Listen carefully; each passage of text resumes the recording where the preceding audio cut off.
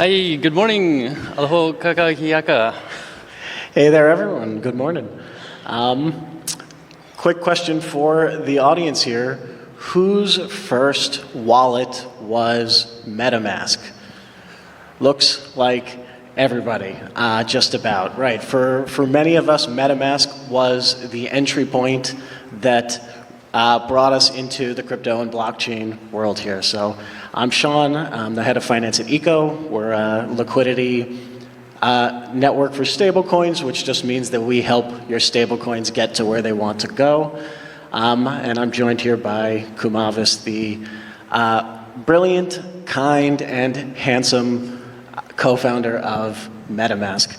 And so we're going to unpack a little bit here, you know, since the wallet is the entry point for most people into the crypto world, how wallets have evolved over time and how they are changing alongside the growth of crypto, and how that plays into how crypto is going to grow or is growing as more people are coming on blockchain rails now.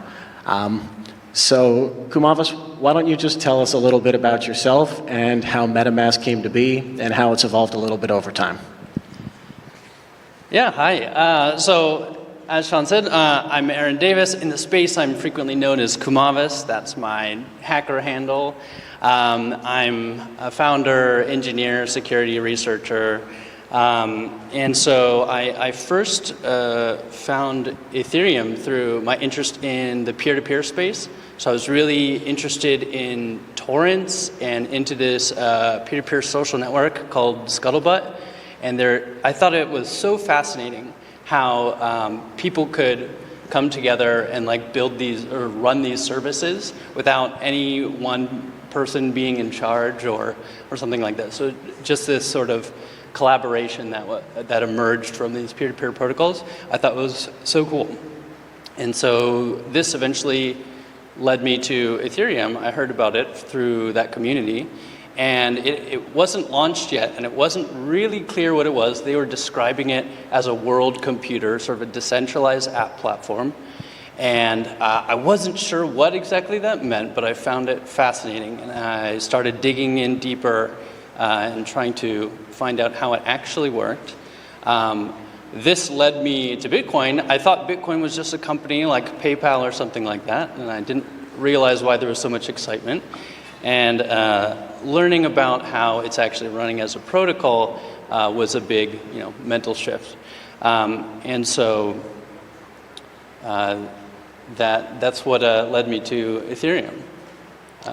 So from there, I was thinking, okay, so I'm going to want to start a project. I'm going to want to start a company. I'm not quite sure what it is yet, but I want to start something, and then I want to crowdfund it, and we can crowdfund it on Ethereum. And then I want to share those crowdfunding, that campaign link to people.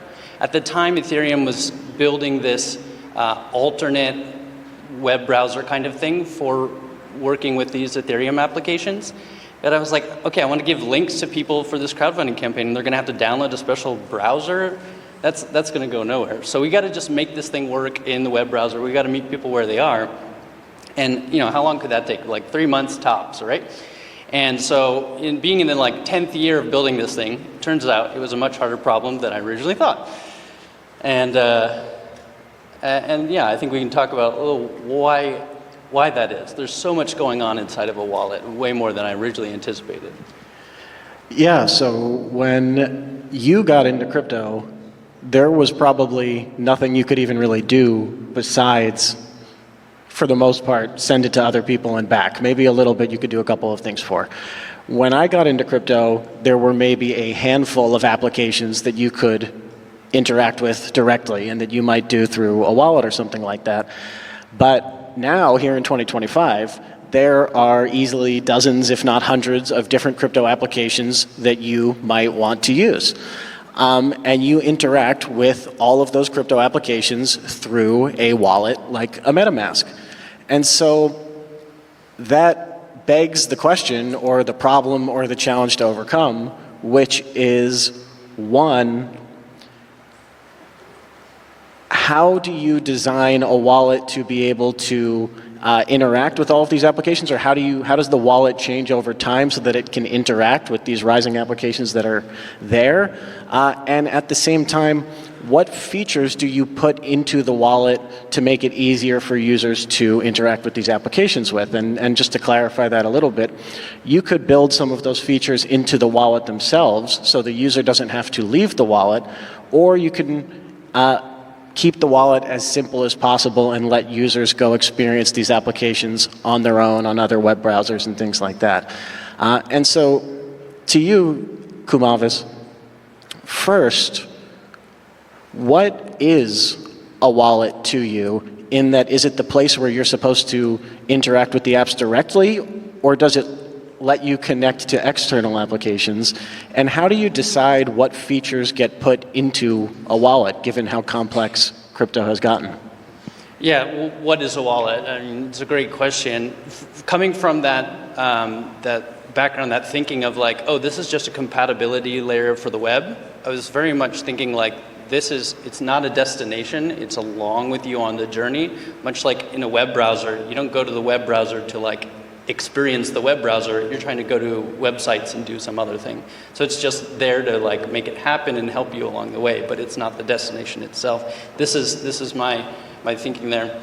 But then as all these different, so yeah, what is a wallet? There's like two main things at least to start with. And one of them is the confirmation screens. When it's not there, when it's just helping you along, it's invisible. But what you frequently see is you see these confirmation screens. And what they're trying to do is they're saying, hey, this website that you're interacting with, it's suggested that you might want to take this action. And it's trying to provide all this context, like it looks like it's going to move this asset here, and all these things as a result of the transaction. And then it's maybe trying to provide some other context. Have you interacted with this thing before? Is it on a list for being scammy or something like that? And then, but the decision's ultimately to you, do you want to do this thing or not? And as the number of use cases grow, Right, so, the wallet is ultimately the point at which the user interacts with a blockchain, right? When they hit that confirmation button or that send button in the wallet, they are choosing to make an action on the blockchain that cannot be reversed or undone or anything like that. It is the final point at which you are officially sending your message to the blockchain to take in some action. And, crypto has sort of evolved in waves. So back in 2017 or so, the first sort of decentralized finance applications were starting to be launched, where you might be able to take out loans or do swaps and other sort of like basic financial applications on the blockchain rails, and people started to get really excited about that, and so wallets needed to make sure that they were able to interact with these applications. And then in 2021, people started to interact with NFTs more, and at the time, wallets were not built to really interact with NFTs directly. They could interact with an application like an OpenSea or something like that for you to be able to buy or sell your NFTs, but you couldn't see your NFTs in your wallet and things like that. And so the wallets have to evolve again to like meet the needs of the users. And every step along the way, there are different dangers for the users who might be interacting with malicious contracts or behaviors where people might be trying to steal your funds and things like that.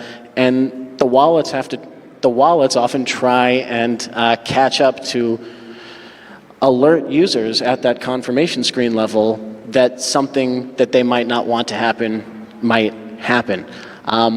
And so it's a very tricky space for the wallets to be, because the applications are getting more complex, but how do you show that to the user in a way that keeps them safe, that lets them still do whatever they want to do, and is easily navigable in a user interface that is easy for people to understand. And a key part of that, Kumavis, is security when it comes to things like a wallet. I mean, there's both the wallet, the security of the wallet itself when you're building features that are actually custodying user funds or providing the keys to move customer funds. And then there's also the security of the user themselves, so that they don't mismanage their own funds. how do you think about some of that when it comes to building out the wallet? Yeah, so all that growth of the use cases, the collectibles and DeFi and whatever the new things that are constantly coming out, we have to build confirmation screens that clearly explain all those use cases. So there's this constant process, and then there's the cat and mouse game with scammers or like phishers that are trying to make a confirmation screen look confusing or make it misleading or something like that. So yeah, that's a constant process. And then the other like key part of a wallet is the key management. Your identity in a blockchain system is a digital identity that derives from some sort of secret, like a secret recovery phrase. And if you have that, you have control of the account. And so you need to keep that out of the hands of attackers. And so if you want to keep that safe, you need a security team, as I mentioned, with all the confirmation screens and design and keeping that straightforward and clear. You need a design team. So now you need a business model. Suddenly this wallet is not just a quick software project. This is like a whole thing. At MetaMask, we found for our business model, we added this in-wallet swaps. And we are able to find, if a user wants to trade between two coins, we can find a route that helps them do that. And this is a little, thing on the side. It's not mandatory, and it's able to bring enough money to keep it free for everyone, fund a security team to keep the wallet safe. So I'm really happy with the business model we were able to find there. And now it's standard for table stakes for any wallet project.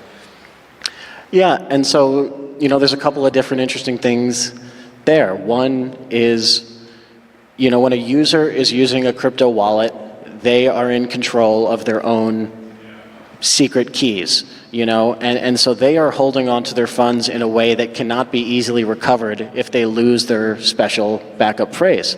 And for a lot of people, that's a big sort of technological hurdle to overcome, this idea that there is no forgot my password button for a wallet and things like that. And so what we've been seeing over the last couple of years is the rise of these crypto wallets where you can make a crypto wallet without being exposed to this long secret backup key, which makes it easier to create a wallet. Now you can do it with something easy like an email address or backed up to your Google Drive or iCloud account. So it's becoming easier than ever to create a wallet, but that comes with the trade-off that a wallet that is secured by an email address or your Google Drive is not as secure at the highest level as a wallet where you are backing up your long, complicated private key. Because if someone is able to infiltrate, your email account or something like that, your crypto keys might be exposed. And so there's this trade-off where more and more people are coming on blockchain rails, which is great. They're able to make wallets more easily than ever, which is great because they can interact with these new applications. But we still have to make sure that people understand some of the security questions that have to be answered by each individual user when they're interacting with these blockchain applications in order to interact with their funds in a maximally safe way. And so, to you, Kumavis, there's a wide range of users that are coming into crypto. There are people like you that are very technical, that are highly technical. They can do everything on a computer. They can program X, Y, and Z. There are people perhaps like myself that are not technical but have been in crypto for a long enough time that we're comfortable interacting with the hard-to-use crypto rails. But then there are a lot of new people that are coming into crypto that may not have some of the technical experience in order to interact with these applications in the way that you have had to in the past. And for a wallet, like a MetaMask, can one wallet serve both the new user and the sophisticated user? Can one wallet do it all? Or do wallets need to focus on different groups of users or anything along those lines there? Can you have one wallet that serves every need for every user? Yeah, I definitely, I definitely started like very naively and in my own head of like what you need to be able to do to keep a private key safe and these sorts of things. And then, MetaMask experienced really rapid growth, and we started pushing into like further into the adoption curve with people with less familiarity with these kinds of systems or computers in general. And it really was a significant change to the user base, the makeup of the user base, and we saw that in the support email questions. And so that was really a mental shift for me, being like, oh, this needs to be stupid easy to use safely. And so I'm so happy to see all the innovation with social backups and multi-device keys and all these things so we can explore different ways of using blockchains. Yeah, so more and more blockchain applications are getting built every day. There are more blockchain applications than ever. There are more people that are curious about crypto that want to try some of these applications, and the only way that we're going to onboard the masses is if they're able to do it in a way that is the most easy and familiar way for them to do it. But because crypto does have this extra added responsibility of you are managing your own money and you are holding and controlling your own money in a way that you don't have to do with the traditional banking system, we have to make sure that the user is still aware of that additional responsibility and make sure that they're able to interact with these applications in in an easy and safe way. Yeah, our approach is we started making a bunch of educational materials, both blog posts and knowledge bases. We started making videos and subtitled them in 17 languages and put them right in the app. And I think that helped a lot, but it's, you want to avoid having to do that much lift to introduce people to the space. And so what we're seeing here in 2025 is a lot of companies that have not interacted or not really spoken about or talked about crypto previously, starting to get interested in what's happening on blockchains. So we're seeing companies like Stripe and Google and Wall Street institutions like Fidelity and JP Morgan and tech companies like Robinhood and some of the aforementioned are starting to explore utilizing blockchains in ways that they've never done before. And so you see some of these traditional companies like Stripe and like Google claiming that they're going to launch blockchains themselves. And these companies, these applications, it's very good in the sense that when you bring these traditional companies into a space that has previously had difficulty making products that are easy for people to use, we're going to see this advancement in easy-to-use products possibly brought on by some of this increased attention and adoption from these companies and institutions.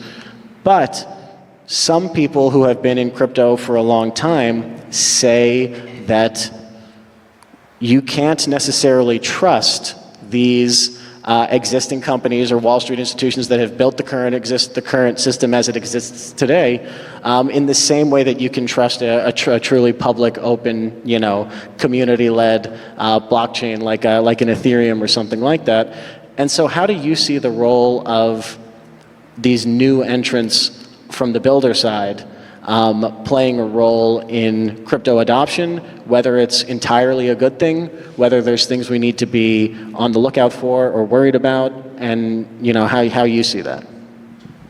Yeah, I certainly welcome them to the space, and I hope they build great user experiences that are safe and straightforward to use. One of the key principles for this ecosystem that's really important to me is self-sovereign identity, where the user is in control. Some of these companies do not have a history of embracing this principle, and so I don't know if that will translate as they come into the space. So I'm a little suspect about that, but I'd like to see more innovation in wallet user experience. Yeah, and when you start to see all of these new companies, businesses, banks starting to get into crypto a little bit, if you've been here for a long time, and if you identify with some of maybe the like original ethos principles that sort of built the beginning of the crypto space, you might say like, hey, I don't want any, banks in my crypto. I don't want chocolate in my peanut butter or something like that. But, there's a really interesting question, I guess, of people often have their own people have different parts of crypto that they identify with, right? And so to you, the part of crypto that most identify with you could be the idea that you hold your own private keys, that you are in custody, you're controlling your own money, things like that. For someone else, the part of crypto that they might identify with the most is updating the financial system that is built on archaic rails into a new modern future of smart money. The part of crypto that might appeal to someone else is the idea of the government not having your money. And the part that appeals to someone else could be that crypto is how you improve money for everyone in a different way. And so I say that to say, one thing I hear a lot from different people about different things is, doesn't this go against what crypto is supposed to be? Or people have their own idea of what crypto is supposed to be. But remember that blockchains and cryptocurrencies are neutral infrastructure that everybody can use. So you put these tools on blockchain rails and everybody with an internet connection can access them. And so because blockchains and cryptocurrencies are neutral, you're able to sort of project what you want to see on crypto and see it back. And so crypto is to you what it may be different to someone else. And so the point that I have to reach to end this thought here concretely is that crypto is not supposed to be anything specific. Crypto just is. Crypto is like water. But to tie that back to adoption, then we're seeing these new applications, we're seeing these new companies, we're seeing things like this. How do you see us getting to 1 billion people using crypto rails? We're seeing the rise of stable coins here in 25 as an example. People are very interested in stable coins. We're seeing the rise of Bitcoin. How do you think we get to 1 billion people using crypto products? Yeah, it just needs to be stupid easy to use safely, right? And we were talking the other day about like should crypto be invisible, right? And like, well, I think you shouldn't need to take a training course to buy a coffee or something like that. But I do think that the choice we make as a society of who gets to be our payment processors is one that we don't investigate very often. And I don't know if you saw this in the news, but some credit card processors were like bullying the Steam marketplace about what kind of games are allowed to be sold. And so by building our economy and our payment systems on top of these institutions and these companies in this case, institutions can fail and institutions can be politicized. And so I think what we want to do for a stable and fair economy is build on top of protocols and build our institutions on top of protocols. And these are more open and more durable. Yeah, that's a really great point, Kumavis. While there are some people in crypto that may never want to use a bank again, or a financial institution, or things like that, the reality is for most people, that's not going to be the case. They still want to be able to reach their bank representative. They still want to be able to talk to someone on the phone. And currently, crypto applications don't really service that user very well. And one of the points that you're touching on that I think is so important is that because blockchains are open, public infrastructure, anyone in this room can look at the blockchain and see what is happening on it at any given time. You have this open, visible base layer in which you can build businesses and services and things on top of. And so the way that the financial system works today is that you have these institutions, you have companies, and you're not able to see what's going on. You don't see where funds are flowing. If there's shady behavior, it only becomes apparent when it is caught, by somebody. But when you're building on top of a blockchain layer, there's this underlying level of transparency that you're not able to get, and transparency and auditability that you're not able to get in purely traditional financial rails. And so what you're talking about in building on top of protocols, you can still build a banking product or a company or a other centralized typical kind of company on top of an open protocol. You can still build businesses that have the guardrails for consumers and the customer service and the things like that on top of blockchain rails. But when they're built on top of blockchains, you have this extra ability to have an open financial system in a way that you don't have today. And so just to send it back to you there to close us off, it's great to see so many new companies and financial institutions talking about building on blockchain rails. We just have to make sure that they do uphold the principles of openness and transparency and auditability as sort of the key defining principles. And if we can get the traditional financial system to play by those rules, then we are making a difference in terms of how finance is being built. Yeah, I think one advantage the crypto ecosystem has in order to provide better experiences is that because it's an open system, we have this notion of permissionless innovation. You don't have to ask anyone in order to deploy some DeFi primitive or some new thing on top of on top of the blockchain, and so everyone can compose their financial things. We call them financial Legos and stuff like this. People can just build in the open there, and so you get a lot more experimentation, a lot more innovation, and a lot more sort of composing things working together. Yeah, crypto applications, because they're all this open source code that works together, you have the ability to have different financial products and applications and code linked together in ways that are just definitely not possible on traditional financial rails. So thank you so much for taking the time to chat with me, Kumavis, and we're around to chat more all day. Thank you.